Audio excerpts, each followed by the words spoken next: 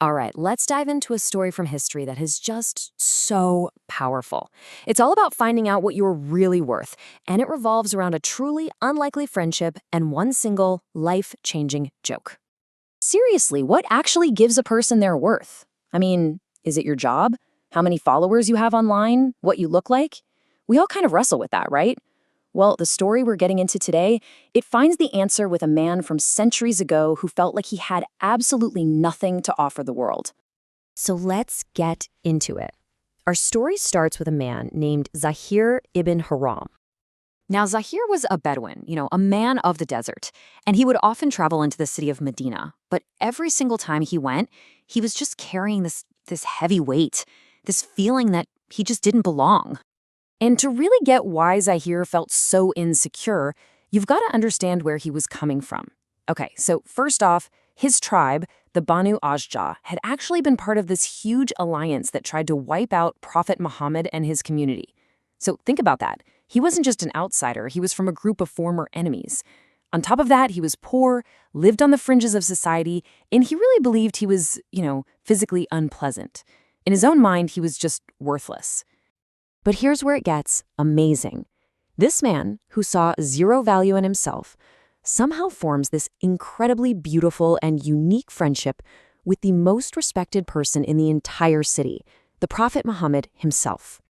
And their whole bond was built on this simple, really heartwarming routine. Every time Zahir came into Medina, he'd bring these little gifts from the desert, maybe some fruit or a little bit of milk, and without fail, the Prophet would get up, give him this big hug, and then give him gifts from the city in return, like a new set of clothes or some perfume. It was this constant, simple exchange of kindness that really sealed their friendship. The Prophet even gave him this special title. He'd say, "Zahir is our Bedouin and we are his city dwellers." Now, when he said that, he wasn't saying Zahir belongs to us. Not at all. The source material makes it clear this was a term of endearment. It was like saying, Zahir is our family, our relative who lives out in the desert. In a world where your tribe was everything, this statement gave Zahir a place. It told him, you belong here, your family. Okay, so this brings us to the pivotal moment in the whole story. It happens one day when Zahir's visiting, and they're right in the middle of a super busy marketplace. So the Prophet spots his friend Zahir over there trying to sell the things he'd brought with him from the desert. In seeing this humble man who he cared about so much, the Prophet gets this idea to have a little fun with him. So he sneaks up right behind Zahir, totally silent, covers his eyes with his hands, and pulls him into this big, playful hug. And Zahir, he's startled, right? He has no idea who's grabbing him. And then the Prophet shouts out to the whole market with this big laugh in his voice, "Who will purchase this slave from me?" Now hold on. In that context, this was just playful banter between really close friends. It's kind of like jokingly calling your best friend your servant today. It was a public show of affection, not a literal offer, So as soon as Zahir figures out who it is, he just stops struggling. Instead of trying to get away, he actually relaxes and leans his back right into his friend's chest. He's just soaking up this moment of closeness. But then, right in the middle of this loving, playful moment, all of Zahir's deep-seated insecurity just comes pouring out. He says quietly, "O messenger of Allah, you would find me to be cheap."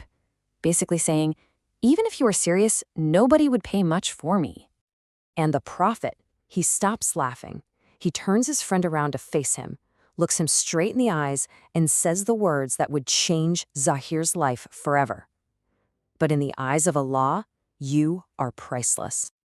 And that moment, wow, it just perfectly illustrates the core lesson of this entire story, the incredible, incredible power of humor when it's used with kindness.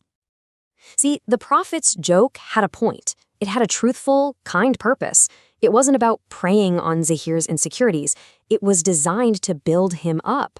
And that is the complete opposite of those so-called jokes that just tear people down, the kind that stick to you like a bad nickname and can hurt for years, even if everyone else was laughing. Think about it. The Prophet could have just laughed off Zahir's sad comment and moved on, but he didn't. He stopped everything to correct how this man saw himself. That single, powerful moment, you can bet Zahir replayed that in his mind for the rest of his life.